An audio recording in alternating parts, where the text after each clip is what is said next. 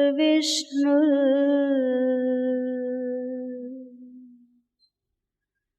गुरुर्देवो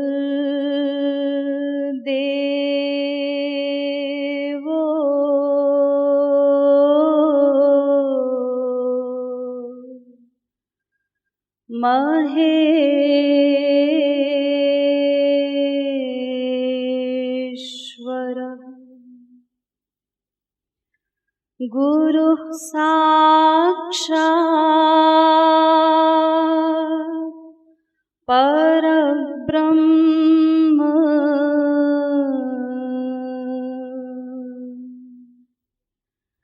तस्मै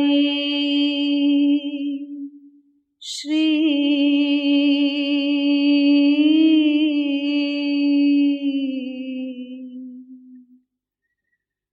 गुरवे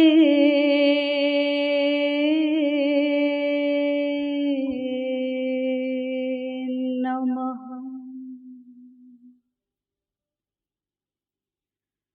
अज्ञान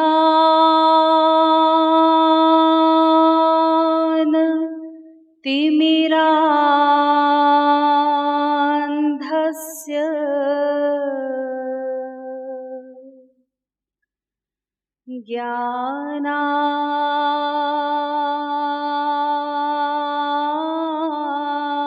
ज्ञानाञ्जन शलाकया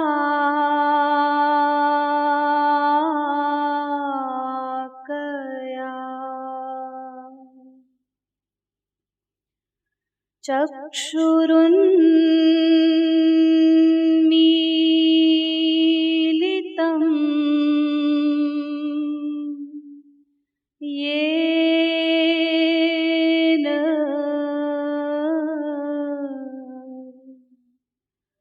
तस्मै श्री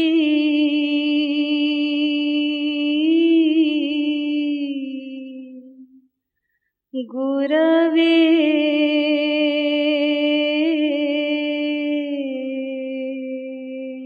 नमः। नमः कमलनाभाय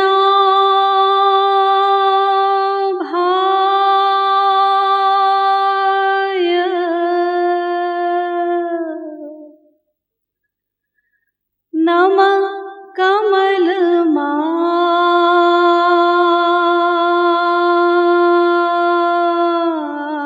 कमलमालिने नमः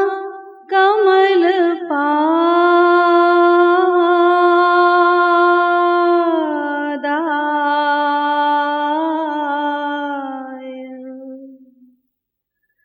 नमस्ते कमलेक्ष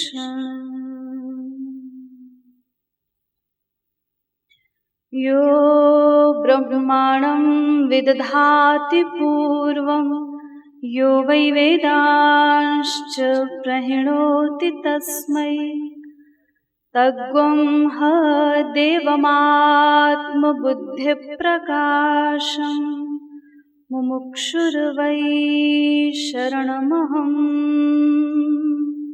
प्रपद्ये।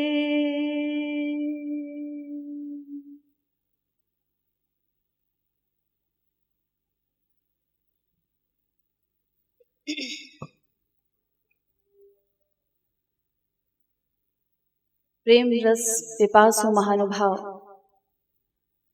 सर्वप्रथम नियमानुसार कुछ देर संकीर्तन कर लीजिए। पश्चात कुछ गुरु चर्चा द्वारा आप लोगों की सेवा करने का प्रयास करूंगी। जयति गुरुवर जयति गुरुवर जयति गुरुवर प्यारे जयति गुरुवर जयति गुरुवर जयति गुरुवर प्यारे जयति गुरुवर प्यारे,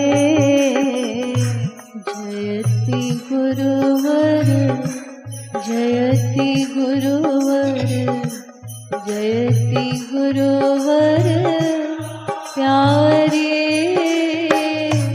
जयति गुरुवर, जयति गुरुवर, जयति गुरुवर प्यारे, जयति गुरुवर प्यारे, जयति गुरुवर, जयति गुरुवर, जयति गुरुवर प्यारे, जयति गुरुवर, जयति गुरुवर, जयति गुरुवर प्यारे,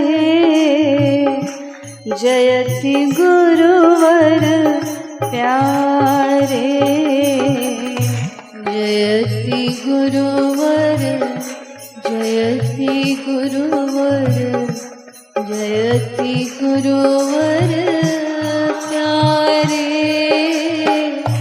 जयति गुरुवर, जयति गुरुवर, जयति गुरुवर प्यारे, जयति गुरुवर प्यारे। तू ही ब्रह्मा, तू ही विष्णु, तू ही ब्रह्मा, तू ही विष्णु, तू ही शंकर प्यारे, तू ही ब्रह्मा, तू ही विष्णु, तू ही शंकर प्यारे,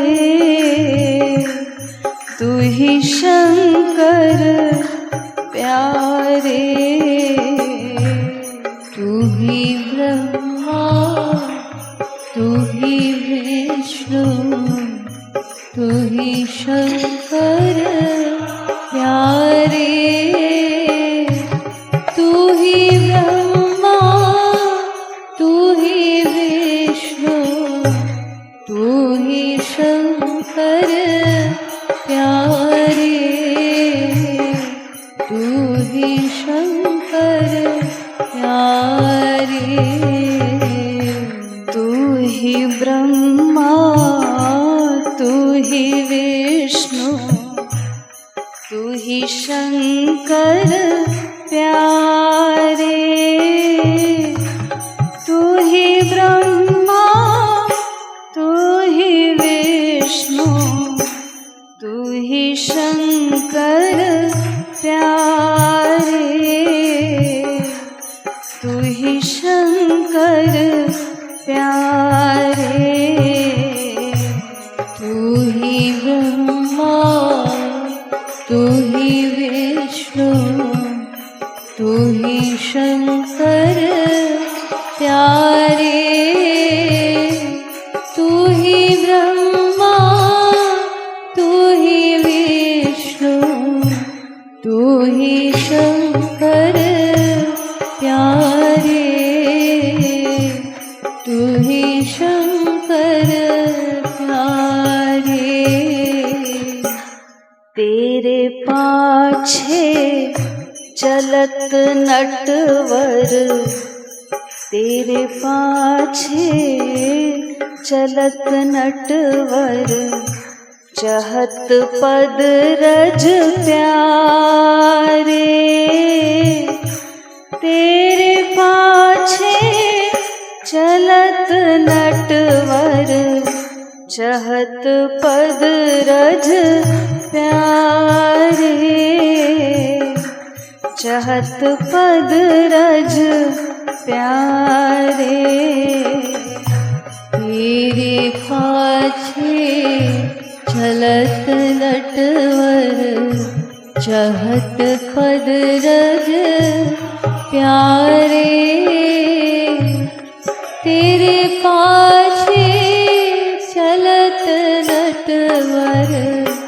चहत पद रज प्यारे, चहत पद रज प्यारे।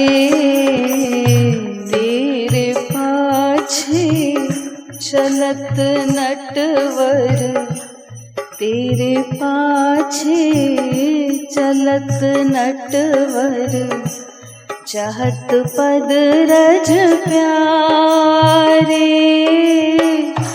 तेरे पाछे चलत नटवर, चहत पद रज प्यारे, चहत पद रज प्यारे। तेरे पाछे चलत नटवर, चहत पद रज प्यारे। तेरे पाछे चलत नटवर, चहत पद रज प्यारे, चहत पद रज प्यारे। होके श्रद्धा युक्त गुरु की, होके श्रद्धा युक्त गुरु की, शरण जाओ प्यारे। होके श्रद्धा युक्त गुरु की, शरण जाओ प्यारे, शरण जाओ प्यारे। होके श्रद्धा युक्त गुरु की, शरण जाओ प्यारे। होके श्रद्धा युक्त गुरु की, शरण जाओ प्यारे, शरण जाओ प्यारे। होके श्रद्धा युक्त गुरु की, शरण जाओ प्यारे। होके श्रद्धा युक्त गुरु की, शरण जाओ प्यारे, शरण जाओ प्यारे। होके श्रद्धा युक्त गुरु की, शरण जाओ प्यारे। होके श्रद्धा युक्त गुरु की, शरण जाओ प्यारे, शरण जाओ प्यारे। हरि कृपालु हो तभी जब, हरि कृपालु हो तभी जब, कर कृपा गुरु प्यारे।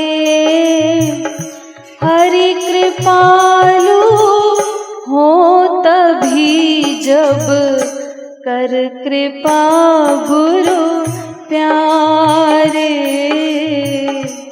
कर कृपा गुरु प्यारे। हरि कृपालु हो तभी जब, कर कृपा गुरु प्यारे। हरि कृपालु हो तभी जब, कर कृपा गुरु प्यारे, कर कृपा गुरु प्यारे। जयति गुरुवर, जयति गुरुवर, जयति गुरुवर, जयति गुरुवर, जयति गुरुवर प्यारे। जयति गुरुवर, जयति गुरुवर, जयति गुरुवर प्यारे। जयति गुरुवर प्यारे। जयति गुरुवर, जयति गुरुवर, जयति गुरुवर प्यारे। जयति गुरुवर, जयति गुरुवर, जयति गुरुवर प्यारे। जयति गुरुवर प्यारे। जयति गुरुवर, जयति गुरुवर, जयति गुरुवर प्यारे। जयति गुरुवर, जयति गुरुवर, जयति गुरुवर प्यारे। जयति गुरुवर प्यारे। जयति गुरुवर, जयति गुरुवर, जयति गुरुवर प्यारे। जयति गुरुवर, जयति गुरुवर, जयति गुरुवर प्यारे। जयति गुरुवर प्यारे। जयति गुरुवर, जयति गुरुवर, जयति गुरुवर प्यारे। जयति गुरुवर, जयति गुरुवर, जयति गुरुवर प्यारे। जयति गुरुवर प्यारे। जयति गुरुवर, जयति गुरुवर, जयति गुरुवर प्यारे। जयति गुरुवर, जयति गुरुवर, जयति गुरुवर प्यारे। जयति गुरुवर प्यारे। श्रीमद् सद्गुरु सरकार की, जगत गुरु श्री कृपालु जी महाराज की। हम सभी लोग अत्यंत बड़भागी हैं जो आज अपने प्राण प्यारे गुरुदेव के दिव्य अस्थि विसर्जन के साक्षी बने हैं। कुछ लोगों के मस्तिष्क में ये प्रश्न उत्पन्न हो सकता है कि श्री महाराज जी के संबंध में इस विसर्जन की आवश्यकता क्या है, और फिर इतने सारे तीर्थों में। संसार में तो किसी व्यक्ति के संसार से चले जाने पर किसी तीर्थ में उसका अस्थि विसर्जन किया जाता है, उसके कल्याण की भावना से, उसका उद्धार हो सके, ऐसी मान्यता है या प्रथा है, कुछ भी कह दीजिए। तो एक तीर्थ में उसका विसर्जन होता है। लेकिन श्री महाराज जी के संबंध में विसर्जन की क्या आवश्यकता है, और वो भी इतने सारे तीर्थों में? ये एक स्वाभाविक प्रश्न है जो बहुत से लोगों के मस्तिष्क में उत्पन्न हो सकता है कि क्या महाराज जी भी एक साधारण व्यक्ति हैं?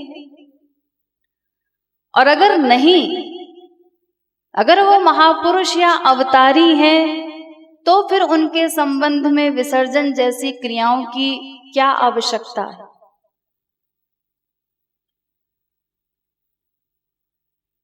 जो लोग श्री महाराज जी को भगवत स्वरूप अनुभव करते हैं, उनके लिए तो ये एक निरर्थक प्रश्न है, या फिर यूं कह दीजिए कि इस प्रश्न का उत्तर वे लोग भली भांति जानते हैं। लेकिन हर साधक की एक जैसी अवस्था नहीं होती, इसीलिए जिन साधकों की स्थिति अभी इतनी उच्च नहीं है कि वे श्री महाराज जी को अवतारी इत्यादि अनुभव करते हों, उनके लिए ये प्रश्न अत्यंत महत्वपूर्ण है और इसका रहस्य समझना भी परम आवश्यक है। संसार में देखिए, संक्षेप में इसका उत्तर या रहस्य यही है कि संसार में किसी व्यक्ति का अस्थि विसर्जन किया जाता है उसके उद्धार की भावना से, कल्याण की भावना से।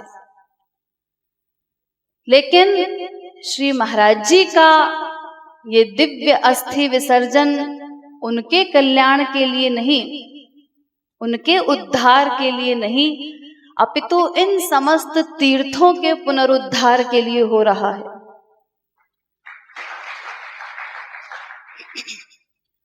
घोर कलयुग के प्रभाव से इन समस्त पावन तीर्थों का तीर्थत्व भी लुप्त होने लगता है। पतित जीवों के संसर्ग से ये तीर्थ भी कलुषित होने लगते हैं, इनका प्रभाव क्षीण होने लगता है। इसीलिए इन तीर्थों को भी अपने उद्धार के लिए बारंबार महापुरुषों के, भगवान के सानिध्य की आवश्यकता होती है, ताकि उनके सानिध्य से इनका तीर्थत्व बना रहे और सद्भावना से इन तीर्थों में आने वाले जीवों का परम कल्याण हो, वो तीव्र गति से कल्याण के मार्ग पर अग्रसर हो सके। इसीलिए भागवत में स्पष्ट कहा गया है, तीर्थी कुर्वन्ति तीर्थानि, 1:13-10, यानी ये महापुरुष और भगवान बारंबार उन तीर्थों में जाकर के अपना सानिध्य प्रदान करके उन तीर्थों को पुनः तीर्थ बना देते हैं, क्योंकि वे स्वयं तीर्थ स्वरूप होते हैं।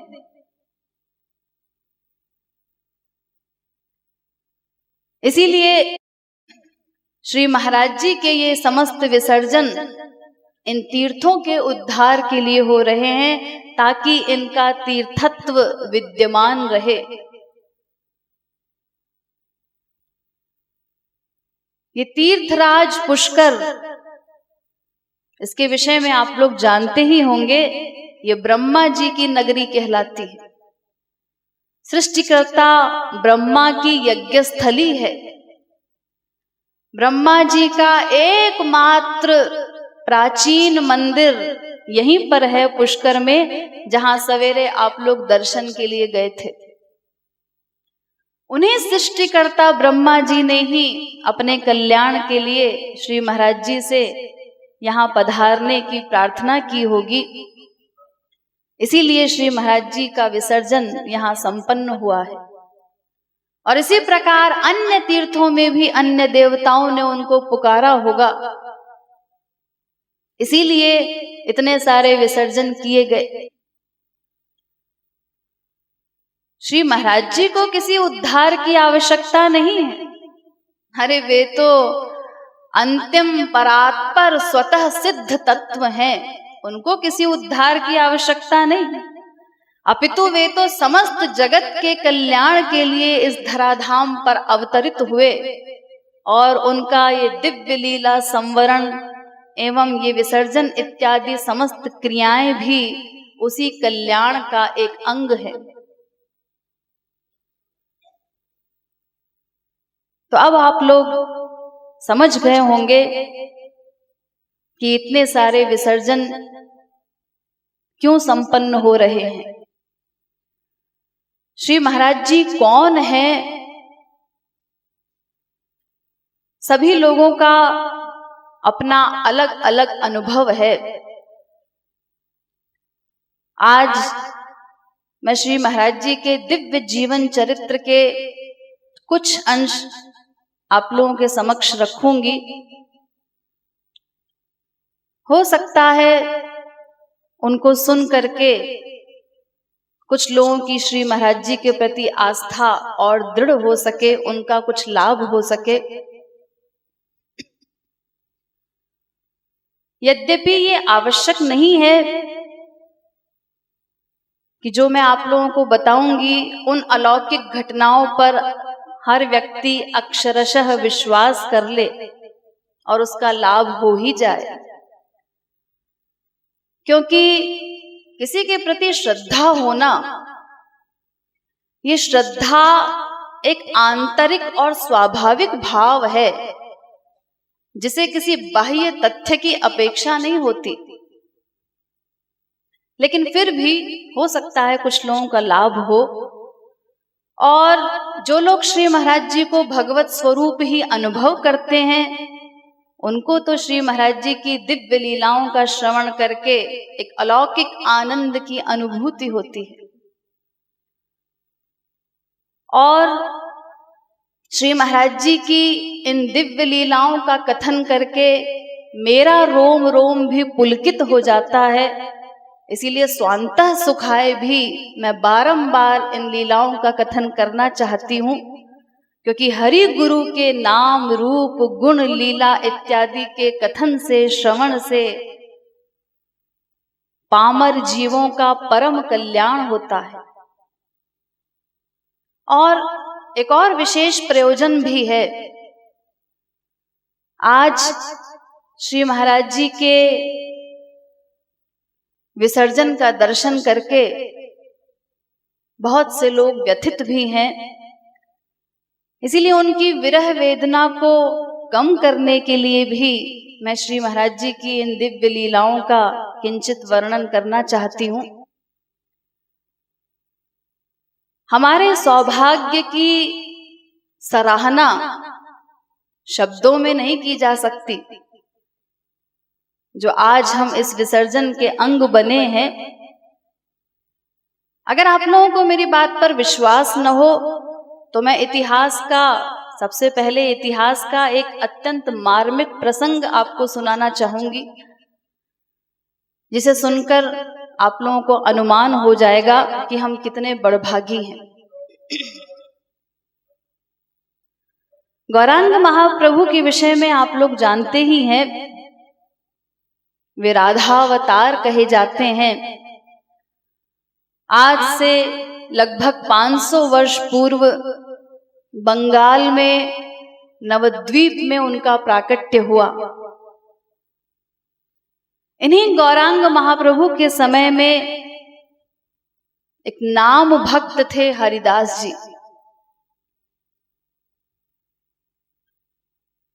नाम के प्रति उनकी ऐसी निष्ठा थी, पराकाष्ठा की निष्ठा, जिसका वर्णन नहीं किया जा सकता। उन हरिदास जी ने जब अपना दिव्य देह परित्याग किया तो उस समय स्वयं गौरांग महाप्रभु उनके दिव्य कलेवर को गोद में लेकर के नृत्य करने लगे। इसके पश्चात जगन्नाथ जी का प्रसादी वस्त्र मंगा करके उसमें उन्होंने हरिदास जी के शरीर को लपेटा और एक बहुत बड़े विमान में उनको रख करके स्वयं उस रथ के आगे नृत्य करते हुए, प्रेम में विभोर होकर आंसू बहाते हुए, संकीर्तन करते हुए गौरांग महाप्रभु चल रहे थे। उनके साथ साथ अन्य कई भक्त थे जो सभी अनेक वाद्य यंत्र लेकर के संकीर्तन करते हुए बारी बारी से विमान को कंधा देते जा रहे थे। इस प्रकार जब वे सभी समुद्र तट पर पहुंचे तो समस्त भक्तों ने मिल करके हरिदास जी को समुद्र जल से स्नान करवाया। इस स्नान के पश्चात गौरांग महाप्रभु ने ऐसे उद्गार प्रकट किए, प्रेम में गदगद होकर के रोते हुए उन्होंने उस समय कहा था कि आज से ये समुद्र परम पवित्र हो गया। हरिदास जी के दिव्य अंग का संसर्ग पा करके ये समुद्र आज से महातीर्थ बन गया है। इसके पश्चात हरिदास जी के लिए एक गड्ढा खोदा गया और सभी भक्तों ने मिलकर हरिदास जी को उसमें समाधिस्थ किया। स्वयं गौरांग महाप्रभु ने उस गड्ढे में बालू दी, उसके ऊपर चबूतरा बनाया स्वयं अपने हाथों से। इसके पश्चात समस्त भक्तों को साथ लेकर के संकीर्तन करते हुए उस चबूतरे की प्रदक्षिणा की। इतने से भी वो अघाए नहीं। इसके बाद भी जब वो पुरी में सिंह द्वार के समक्ष आए तो वहां रो रो करके जितने भी दुकानदार थे, वहां गौरांग महाप्रभु स्वयं अपनी झोली पसार करके रोते हुए दुकानदारों से प्रसाद की भिक्षा मांगने लगे। रोते रोते उन्होंने सभी दुकानदारों से कहा कि मुझे मेरे हरिदास का विजयोत्सव मनाना है, आप सभी लोग कृपा करके मुझे प्रसाद दीजिए, मैं अपने हरिदास का विजयोत्सव मनाऊंगा। स्वयं भिक्षा मांगने लगे। बड़े प्रयत्न से स्वरूप दामोदर जी ने प्रभु को ऐसा करने से रोका और कहा, हे नाथ, आप रहने दीजिए, हम सभी भक्त आप जितना कहेंगे उतना प्रसाद आपको ला करके देंगे, हम सभी भिक्षा मांगेंगे। इस प्रकार बड़े प्रयत्न पूर्वक उनको रोका गया और इसके बाद सभी भक्तों ने दुकानदारों से प्रसाद की भिक्षा मांगी और उस दिन समस्त दुकानदारों ने भी दान की हद कर दी। जिसके पास जितना प्रसाद था वो सब का सब दान कर दिया। मनो प्रसाद एकत्रित हो गया, प्रसाद का, महाप्रसाद का ढेर लग गया।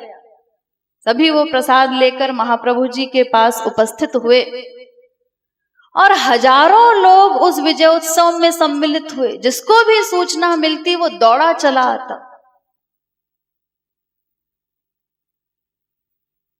महाप्रभु जी ने स्वयं अपने हाथों से समस्त भक्तों को वो प्रसाद परोसा। इसके पश्चात स्वयं भी प्रेम पूर्वक भक्तों के साथ बैठ करके उस प्रसाद को ग्रहण किया और विजयोत्सव की समाप्ति पर उन्होंने जो उद्घोष किया, जो उद्गार प्रकट किए हरिदास जी के लिए, गौरांग महाप्रभु ने कहा कि जिन जिन लोगों ने हरिदास जी का संसर्ग किया, उनका सानिध्य प्राप्त किया, उनका दर्शन किया है, जो लोग भी आज इस विजयोत्सव में सम्मिलित हुए हैं, जिन्होंने हरिदास जी का पादोदक पान किया है, चरणामृत लिया है और जिन्होंने इस विजयोत्सव में महाप्रसाद पाया है, उन सभी को कृष्ण प्रेम की प्राप्ति अवश्य होगी। वे सभी अवश्य भगवत कृपा के भागी बनेंगे। अंत में बड़े जोरों से उन्होंने हरिदास जी की जय बुलवाई।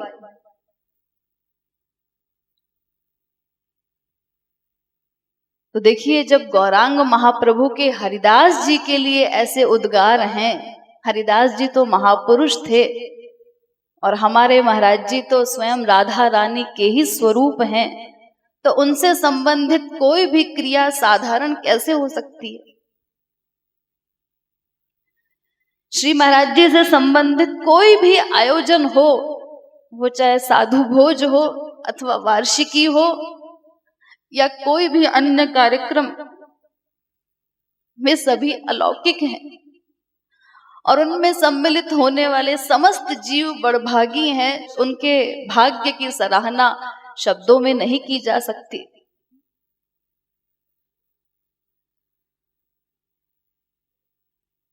श्री महाराज जी ने स्वयं भी अपने स्वरूप को कई बार डायरेक्टली, इनडायरेक्टली, हर प्रकार से कई जगहों पर प्रकट किया है। गौरांग महाप्रभु के विषय में सुना होगा शायद कि जिस समय वो सन्यास लेने जा रहे थे तो उनके सभी भक्त विरह वेदना से व्यथित थे। उनसे वो कष्ट सहा नहीं जा रहा था कि हमारे महाप्रभु अब सन्यासी बन जाएंगे। उनके ये घुंघराले काले काले केश जिनके दर्शन के लिए हम लालायित रहते हैं, वो अब उनके शीश पर नहीं रहेंगे। किस प्रकार वो सन्यास के कठोर धर्मों का, नियमों का पालन कर सकेंगे? समस्त भक्त बहुत व्यथित थे। तो उस समय महाप्रभु जी से अपने भक्तों का कष्ट देखा नहीं गया। तब उन्होंने अपने समस्त भक्तों को आश्वासन दिया था कि मेरे साथ तुम सभी लोग संकीर्तन के रस में निरंतर डूबे रहते थे, संकीर्तन रस का अब तक निरंतर आस्वादन करते रहे, लेकिन इसके बाद भी मेरे 2 जन्म और होंगे। इस जन्म में तुम लोग मेरे साथ रहे, संकीर्तन रस का आस्वादन करते रहे, लेकिन ऐसे ही कीर्तनानंद रूप मेरे 2 अवतार और होंगे जिनमें इसी प्रकार तुम लोग मेरे साथ संकीर्तन सुख को प्राप्त कर सकोगे, मेरे साथ सुख पूर्वक रह सकोगे।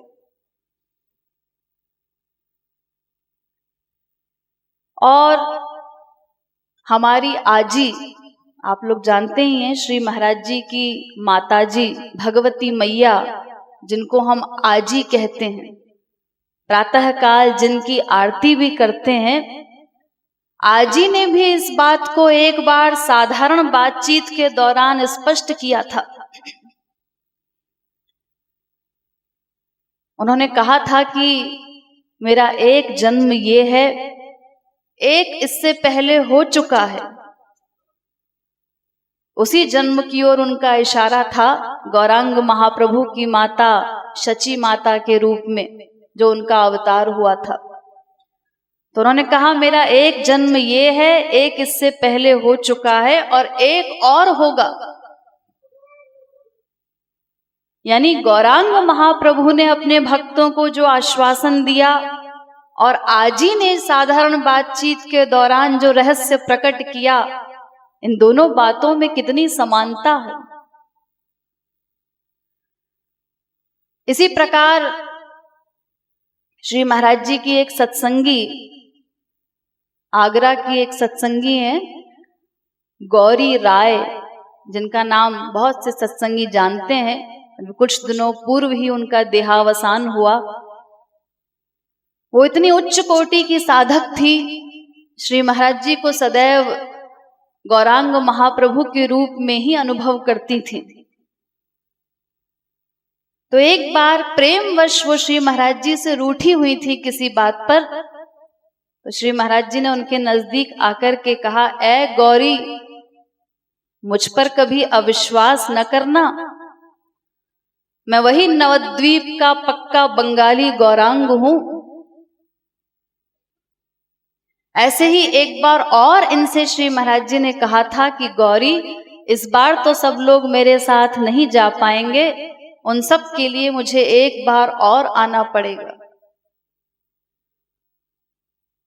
इसके कुछ दिनों के पश्चात एक अन्य साधक ने श्री महाराज जी के समक्ष ये बात दोहराई। उन्होंने कहा, महाराज जी, ये गौरी कहती हैं कि आप एक बार और आएंगे। तो महाराज जी ने इनकार नहीं किया, यही कहा कि अरे भाई, गौरी तो डॉक्टर है, इसकी बात बेपढ़ा लिखा मैं भला कैसे काट सकता हूं। यानी प्रत्यक्ष अप्रत्यक्ष हर प्रकार से साधकों की शरणागति के अनुरूप श्री महाराज जी ने अपने वास्तविक स्वरूप को कई जगहों पर प्रकट किया है। श्री महाराज जी के बचपन के एक साथी चंद्र बहादुर सिंह, उन्होंने एक बार बताया था कि श्री महाराज जी जब पाठशाला में पढ़ते थे उनके साथ, तो एक बार एक पेड़ पर बैठे हुए थे पैर लटका करके। तो इतने में ही पीरानगर गांव का महाराज जी का एक साथी भगवत प्रसाद वो वहां पर आया और उसने श्री महाराज जी से पेड़ पर चढ़ाने की जिज्ञासा प्रकट की कि मुझे भी पेड़ पर चढ़ाओ। तो श्री महाराज जी के चरण तो पेड़ से नीचे लटक ही रहे थे। श्री महाराज जी ने कहा मेरे पैर पकड़ करके ऊपर आ जा, लेकिन पैर पकड़ने में उसको झिझक हुई, कैसे पैर पकड़ो। तो उस समय श्री महाराज जी ने कहा बाल्यावस्था में, अरे मेरे पैर पकड़ने में झिझकता है, इनको छूने में तो अनगिनत लोग अपना सौभाग्य मानेंगे। तो चंद्र बहादुर जी जो महाराज जी के बाल्यकाल के साथी और एक और साथी रमेश सिंह जी, उन्होंने बताया था कि श्री महाराज जी के इन वचनों का महत्व हम लोग उस समय कहाँ समझ सकते थे। ये तो अब अनुभव होता है कि कितनी सत्य भविष्यवाणी थी वो। इसी प्रकार श्री महाराज जी ने अपने जगत गुरु होने की भविष्यवाणी भी पहले ही कर दी थी, जगत गुरु बनने से पहले। ऐसे ही हमारी आजी, उन्होंने अपने गोलोक गमन से पूर्व मनगढ़ के विषय में कहा था। एक सत्संगी है मनगढ़ में, श्यामा नाम है उनका, उनसे आजी ने कहा श्यामा देखना ये मनगढ़ एक दिन इतना बड़ा तीर्थ बनेगा कि लाखों लोग दूर दूर से इसके दर्शन के लिए आया करेंगे। और उसी समय साधकों ने आजी के चारों ओर कभी कपूर की गंध का, कभी गुलाब का, कभी चंदन की गंध का अनुभव किया था। इसी प्रकार आजी ने गोलोक प्रयाण से कुछ दिन पूर्व कहा कि श्यामा देख अब जाने की तैयारी हो रही है, चारों ओर देवता लोग विमान लेकर के खड़े हैं, वहां भी स्वागत की तैयारी हो रही है। फिर थोड़ी देर के बाद कहने लगी लेकिन ये राम कृपाल मुझे जाने नहीं दे रहा है। कहता है अम्मा कुछ दिन रुक जाओ, नहीं तो मैं तुम्हारी 13वीं पर नहीं आ सकूंगा। और उसी समय श्री महाराज जी बॉम्बे में थे, मनगढ़ में नहीं थे। तो जिस समय आजी ने ये शब्द कहे उसी समय महाराज जी ने बॉम्बे में, उस समय श्री महाराज जी के चरणों का ऑपरेशन हुआ था। तो वहां पर श्री महाराज जी ने कुछ सत्संगियों के मध्य कहा कि अम्मा मुझसे जाने को कह रही हैं, लेकिन मैंने अम्मा से कहा है कुछ दिन रुको, नहीं तो मैं तुम्हारी 13वीं पर नहीं आ सकूंगा।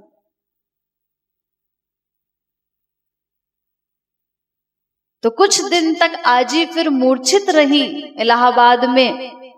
उसके बाद उनका गोलोक प्रयाण हुआ और श्री महाराज जी 13वीं पर पहुंच सके। यानी महापुरुष लोग अनेक स्थानों पर संकेतों के द्वारा अपने वास्तविक स्वरूप को प्रकट करते रहते हैं, लेकिन हम लोग हजारों बार उन बातों को अपने सामने देखकर, सुनकर, अनुभव करते हुए भी उनसे वो वास्तविक लाभ नहीं ले पाते जो हमको लेना चाहिए, जो हम लूट सकते हैं अपनी कलुषित बुद्धि के कारण। उसके बाद भी महापुरुष लोग हमारी दुर्भावनाओं को सहते हुए भी भरसक हमारे कल्याण के लिए लगे रहते हैं दिन रात। ऐसे ही एक कई मंदिरों के अधिष्ठाता थे सवाई माधोपुर के, नित्यानंद जी नाम था उनका। एक बार वो मनगढ़ में आए थे साधना शिविर में। तो उस समय दोपहर का समय था, 3-4 बजे का। साधना चल रही थी, संकीर्तन हो रहा था हॉल में। श्री महाराज जी भी हॉल में ही अपने पलंग पर विराजित थे। बिजली न होने के कारण एक साधक श्री महाराज जी को पंखा झल रहे थे। तो नित्यानंद जी भी अपने कुछ साथियों के साथ हॉल में बैठकर संकीर्तन कर रहे थे। इतने में ही अचानक उनके मन में श्री महाराज जी को पंखा झलने की परम व्याकुलता उत्पन्न हुई। और उसी समय उन्होंने अपने मन में सोचा कि अगर महाराज जी राधा रानी के अवतार हो तो इसी समय मुझे अपने पंखा झलने की सेवा प्रदान करें। और बस उनका ये सोचना था कि श्री महाराज जी ने उनको अपने पास आने का इशारा किया और पंखा झलने के लिए कहा। तो पंखा तो खैर वो क्या झलते, उनकी कुछ ही देर में ऐसी स्थिति हुई, पंखा हाथ से गिर गया, आंखों से आंसू बह रहे थे। थोड़ी ही देर के बाद श्री महाराज जी उठे और उनका आलिंगन किया। उस आलिंगन में उनको जो रस मिला, उन्होंने स्वयं साधकों को बताया था कि ऐसे अलौकिक आनंद का अनुभव उन्होंने अपने जीवन में इससे पहले कभी नहीं किया था। यानी इस बात से स्पष्ट है कि श्री महाराज जी सर्वांतरयामी हैं। वो निरंतर हमारे चिंतन को परखते रहते हैं, नोट करते रहते हैं। वे सर्वांतरयामी हैं, इसमें जरा भी संदेह नहीं है। हजारों साधकों को उनके अंतर्यामित्व का प्रमाण हजारों बार मिलता रहता है, लेकिन उसके बाद भी हमारी इतनी दयनीय अवस्था है कि ऐसे गुरुवर को पाकर के भी हम वो लाभ नहीं ले सके जहां तक वो हमें ले जा सकते थे, ले जाने के लिए आए थे। उड़िया बाबा का नाम शायद आप लोगों ने सुना होगा।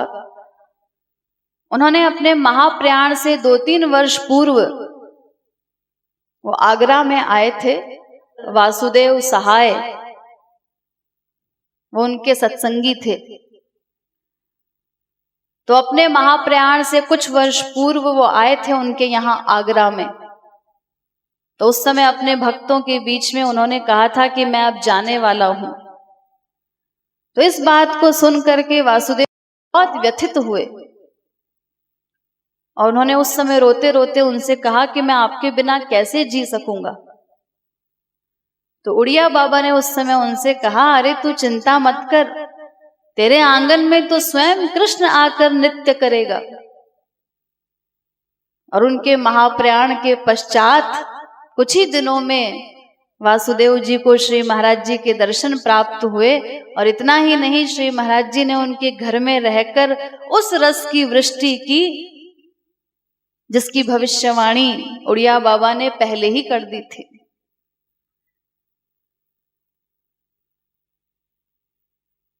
कई बार साधकों को जब श्री महाराज जी पत्र लिखते थे, कई लोगों के पास वो पत्र अभी भी हैं, बहुत से लोग आप में से जानते भी हैं। श्री महाराज जी ने पत्रों में भी अपने स्वरूप को इनडायरेक्टली प्रकट किया। वे लिखते थे, तुम मेरे थे, मेरे हो रहोगे, मैं सदा से तुम्हारा था, हूं, रहूंगा। ऐसे वाक्य भला कौन लिख सकता है? भूत, वर्तमान और भविष्य तीनों कालों में हमारे साथ कौन रह सकता है? एक बार एक साधक ने किसी के द्वारा श्री महाराज जी को पत्र पहुंचाया और उस पत्र में उन्होंने श्री महाराज जी का पता पूछा था कि महाराज जी आप अमुक शहर में कहां पर हैं। तो श्री महाराज जी ने उत्तर दिया, सर्वत्रैव। संस्कृत में लिखा था जिसका अर्थ होता है मैं तो सर्वत्र हूं।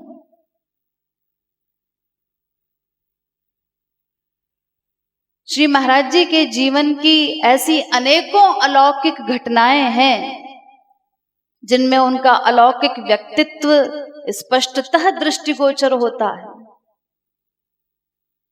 नर्मदा नदी के तट पर खेड़ी घाट पर जब संकीर्तन होता था, 7 दिन तक एक बार वहां अखंड कीर्तन हुआ।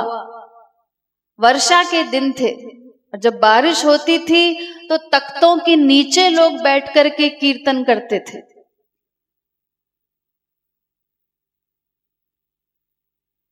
तो एक बार जब नर्मदा का प्रवाह और बढ़ा तो वहीं पर एक स्वामी जी थे, परमहंस जी थे, जिनकी कुटी थी ऊपर।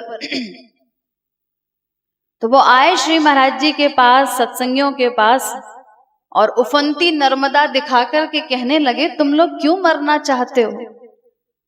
अरे मेरी कुटी ऊपर है, वहां तक क्यों नहीं आ जाते?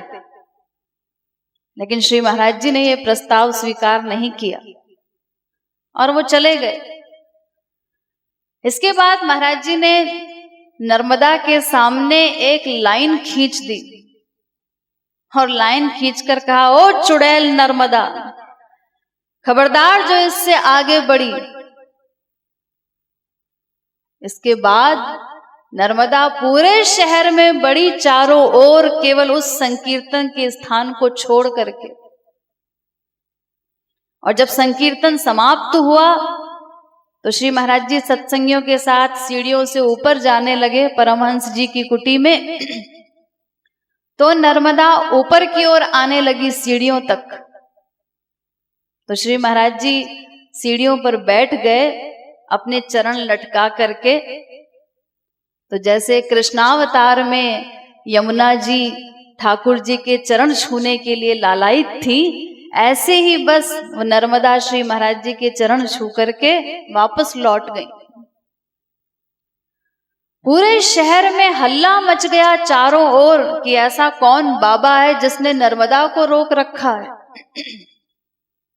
लोग श्री महाराज जी के दर्शन के लिए एकत्रित होने लगे। लेकिन आप लोग तो जानते ही हैं, श्री महाराज जी का स्वभाव तो अपने आप को छिपाने का था।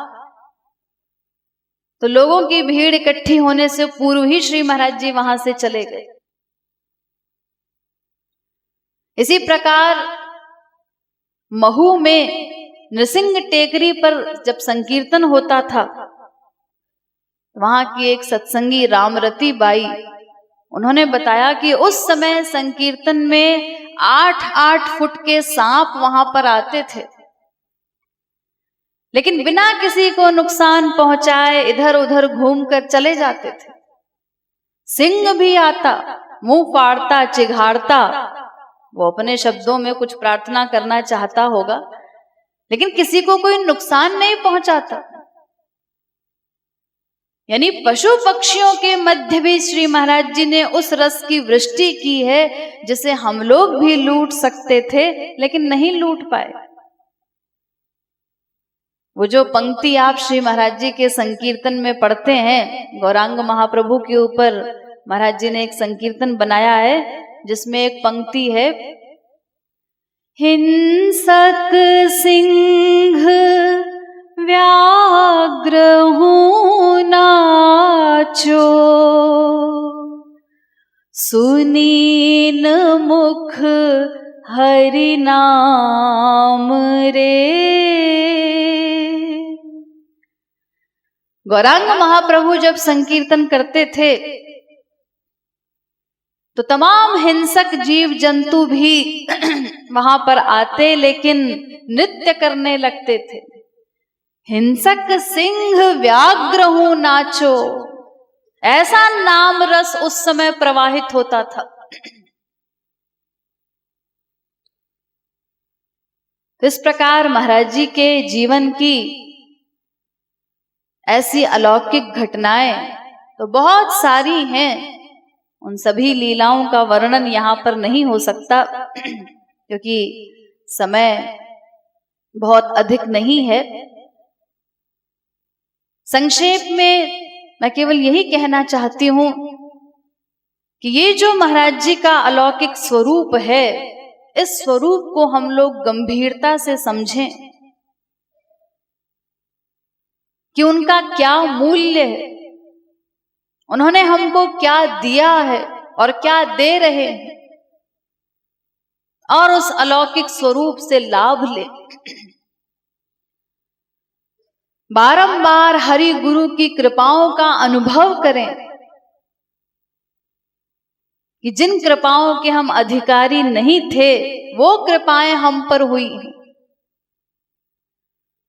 मानव देह का मिलना ये हरि गुरु कृपा का सबसे बड़ा प्रमाण। फिर भारतवर्ष जैसे आध्यात्मिक देश में हमको जन्म मिला। यही देह लेकर के अगर हम इंग्लैंड अमेरिका में उत्पन्न हुए होते, जहां भौतिकता की चकाचौंध में हमारा ये मानव देह व्यर्थ गया होता, भगवान का नाम भी जहां लोग नहीं जानते, लेकिन हमें तो ऐसे आस्तिक वातावरण में, ऐसे आस्तिक देश में जन्म मिला है जहां अंगड़ाई लेते हुए भी लोग राम नाम लेते हैं। फिर श्री महाराज जी की कृपा से ही उनके पास तक पहुंच गए। केवल गुरु ही नहीं, स्वयं राधा रानी हमें गुरु रूप में प्राप्त हुई। ये जो आज विसर्जन और किशोरी जी की छठी का विलक्षण संयोग बना है, ये कोई साधारण संयोग नहीं है। ये संयोग भी उन्होंने ही बनाया है, ये स्पष्ट करने के लिए, हम लोगों को ये बताने के लिए कि ये विसर्जन इत्यादि तो केवल मेरी लीला के ही एक अंग हैं। मेरा नित्य स्वरूप तो यही है, राधा रानी का स्वरूप। लेकिन हमने उनके मूल्य को नहीं समझा। हमें जो प्रेम उनसे करना चाहिए था, प्रेम किसका नाम है? हम लोग दावा तो बहुत करते हैं प्रेम का कि हम श्री महाराज जी से बहुत प्रेम करते हैं, अहंकार भी रखते हैं इस प्रेम का,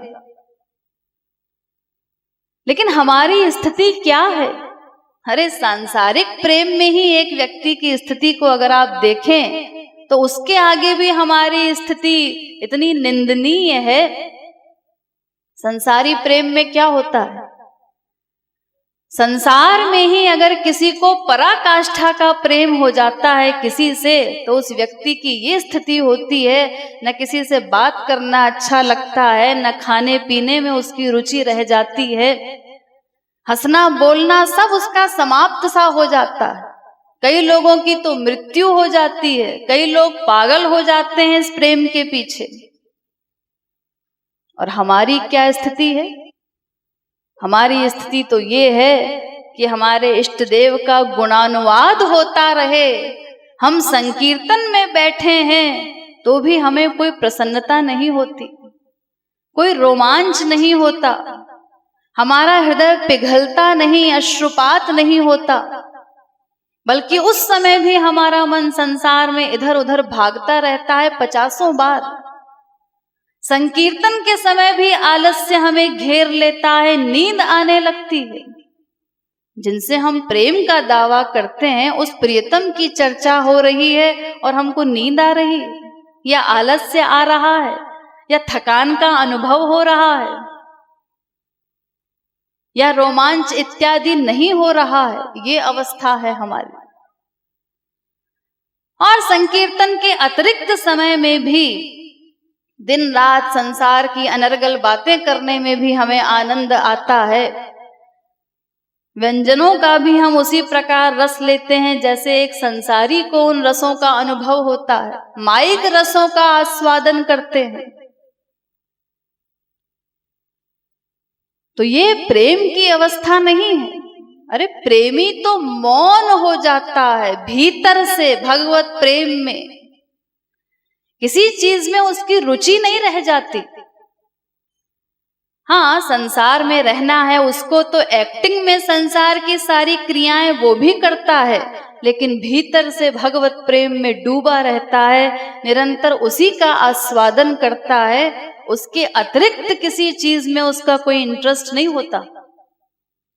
लेकिन हम लोग तो रुचि लेकर के संसार की क्रियाओं में सम्मिलित होते हैं। संसार में इतना अटैचमेंट है अभी हमारा, माइक रसों का आस्वादन भी करते हैं, तो प्रेम की परिभाषा आप लोगों ने राधा गोविंद में एक दोहा पढ़ा होगा, सुना होगा, श्री महाराज जी द्वारा रचित। प्रेम खिलौना नहीं,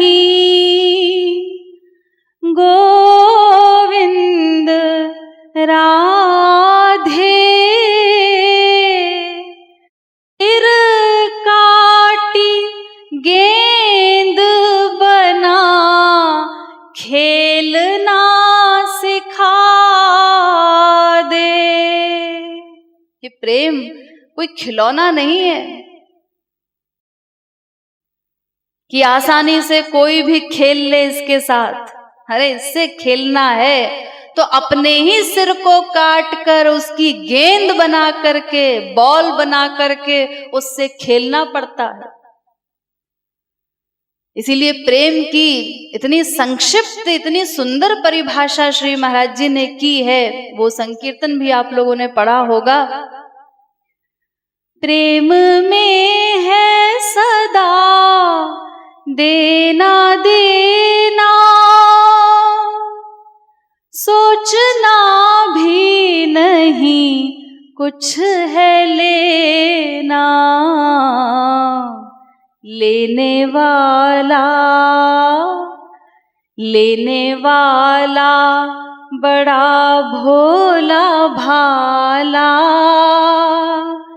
ब्रज के रसिकों में शामिल नहीं है। प्रेम में है सदा देना देना। प्रेम सर्व समर्पण का नाम है। वहां सर्व समर्पण करना होता है।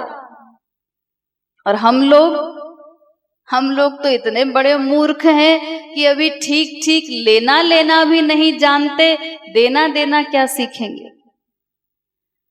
क्या लेना चाहिए हमको अपने कल्याण के लिए, फ्री में जो बटता है हमारे कल्याण के लिए, वो ठीक ठीक लेना भी नहीं आता अभी हमको। घर में टीवी लगा हुआ है एंटरटेनमेंट के लिए, तो उसका चार्ज तो लगेगा ही जो लगेगा, लेकिन साथ में फ्री में हमको महाराज जी के दिव्य प्रवचन भी उसमें मिलते हैं।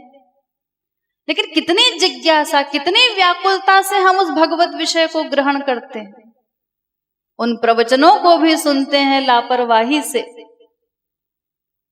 फ्री में जो चीज हमारे कल्याण के लिए हमको मिल रही है, उसको लेने में भी इतनी कृपणता है। हमारे कल्याण की क्या चीज है वो लेना भी नहीं जानते। हानिकारक संसार को ही हम दिन रात ग्रहण करते हैं। तो इतनी निंदनीय स्थिति है कि अभी लेना लेना भी नहीं आता। तो पहले तो हम ठीक ठीक लेना लेना समझें कि हमें क्या लेना है, क्या ग्रहण करना है अपने कल्याण के लिए। उसके बाद फिर देने की स्टेज आएगी। पहले उन प्रवचनों को व्याकुलता पूर्वक ग्रहण करें, फिर उसमें जो बताया जा रहा है देने देने की बात, समर्पण की बात, तब वो हमको समझ में आएगी। तब फिर धीरे धीरे देना देना सीखें, समर्पण करना सीखें। तो ये सर्व समर्पण हमको सीखना है, उस अवस्था तक पहुंचना है। अभी तो हम प्रवेशिका के विद्यार्थी हैं और पहुंचना है गोपी प्रेम तक। लेकिन अगर हम अपनी शरणागति को बढ़ाते जाएं, तो श्री महाराज जी हमको आध्यात्मिक जगत की सर्वोच्च कक्षा तक ले जा सकते हैं, ले जाना चाहते हैं। इसीलिए उन्होंने इतना अथक परिश्रम हम लोगों के साथ किया है, जितना आज तक किसी गुरु ने अपने साधकों के साथ नहीं किया होगा। तो अभी तो हमको बहुत आगे बढ़ना है, बहुत कुछ करना है। श्री महाराज जी को जितना प्रयत्न करना था, उन्होंने तो सारी सीमाएं तोड़कर परिश्रम किया है हम लोगों के साथ। लेकिन अब हमारी बारी है, अब सारा परिश्रम हमको करना है कि हमारे गुरुवर ने जो इतना परिश्रम हमारे साथ किया है वो निरर्थक न हो, वो व्यर्थ न जाए। तो गौरांग महाप्रभु ने जो आश्वासन दिया पुनः आने का, और आज ही के जो वचन थे जिससे ये सिद्ध होता है कि हमारे कल्याण के लिए एक बार इसी रूप में वो पुनः हमें अपने दर्शन प्रदान करेंगे। लेकिन इसके लिए हमको अभी से कटिबद्ध होकर तैयारी कर लेनी चाहिए कि जो अपराध हमने इस अवतार में किए हैं, जितनी लापरवाही की है, अपने महाराज जी को जितना कष्ट दिया है, कम से कम उनके अगले अवतार तक कुछ तो सुधार हो सके। अगर उनकी ऐसी कृपा हो, हमें उनका अगले अवतार में दर्शन प्राप्त हो, तो वो ऐसी भी कृपा करे कि हम किसी भी प्रकार उनको कोई कष्ट न दें।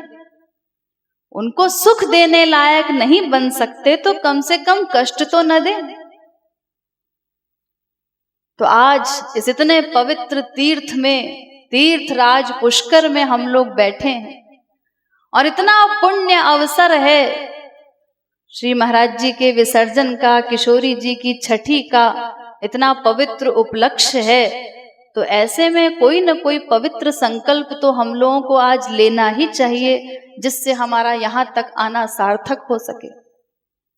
और सबसे बड़ा, सबसे पवित्र संकल्प केवल एक ही है, गुरु शरणागति का, उनकी सेवा का। उससे बढ़कर और कुछ नहीं है। केवल सद्गुरु शरणागति से वाल्मीकि सरीखा पापात्मा उसी जन्म में महापुरुष बन गया, और इतना बड़ा महापुरुष कि भगवान के अवतार से पहले ही रामायण लिख दी। ये सब कुछ हुआ केवल सद्गुरु शरणागति से। उस प्रेम की कक्षा तक हमको पहुंचना है, ऐसा प्रेम हमको करना है। अभी तो जिसको हम प्रेम कहते हैं वो वास्तव में प्रेम है ही नहीं। तो संक्षेप में, अंत में मैं यही कहना चाहती हूं कि हम लोग श्री महाराज जी के इस दिव्य स्वरूप को गंभीरता से समझें, और जो कुछ उनकी कृपा से अब तक हमको मिला है और मिल रहा है, जो वो हमारे लिए छोड़कर गए हैं, उसको हम इतना लाइटली न लें, उसका मूल्य समझें। सारी बात मूल्य रियलाइज करने की है। मानो तो सब कुछ है, न मानो तो कुछ नहीं, ये आप लोग संसार में भी बोलते ही हैं। एक बार हम शरणागत होकर तो देखें। केवल भोला बन करके थोड़ा सा शरणागति बढ़ाएं तो फिर देखिए कैसा रस मिलता है। उस रस का वर्णन शब्दों में नहीं हो सकता। भीतर से वो अनुभूति होती है, वो स्वयं अनुभव कराते हैं। जो साधना हम करते हैं भगवान नाम में, संकीर्तन में, वो रस बढ़ता जाता है हमारी शरणागति की मात्रा के अनुसार। ये जो हमारा संकीर्तन में मन नहीं लगता या नाम में उतनी रुचि नहीं है, ये जितनी भी हमारी अवस्थाएं हैं, ये केवल शरणागति की कमी के कारण है। वरना महाराज जी के सानिध्य में तो हमको वो सब कुछ मिल सकता है जो वो हमें देने आए थे, अब भी दे सकते हैं। सही सही शरणागति के अनुसार देंगे। तो एक बार हम अपने सुधार का प्रयत्न करके तो देखें। फिर ऐसा नहीं है कि सुधार नहीं हो सकता। आप लोग सुनते ही हैं, भगवान का, गुरु का कानून होता है, जो तू धावे एक पग तो मैं धाऊं 60। एक बार हम वैसा प्रेम करके तो देखें, अपनी शरणागति बढ़ाकर देखें। वो 60 कदम दौड़ करके हमारा आलिंगन करते हैं, व्याकुल रहते हैं हमको अपनाने के लिए, हमारे कल्याण के लिए।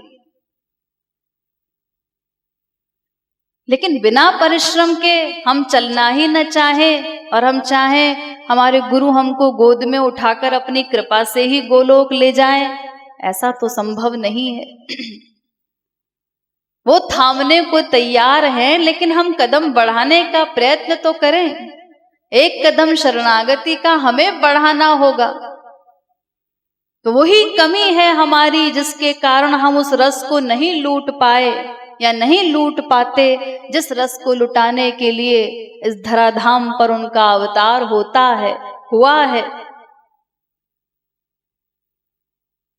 तो गौरांग महाप्रभु के जो वचन है, जो उन्होंने आश्वासन दिया, उस पर हम लोग 100% विश्वास करें और उनके दर्शनों की व्याकुलता को बढ़ाते जाएं। साथ में ये प्रार्थना भी करते जाएं कि अपने अगले अवतार में वो हमें इस योग्य बना दें अपनी ही कृपा के द्वारा कि हम उनको कोई कष्ट न दें, रो करके उनको पुकारें। तो फिर ऐसा नहीं है कि श्री महाराज जी हमारी पुकार को अनसुना कर देंगे।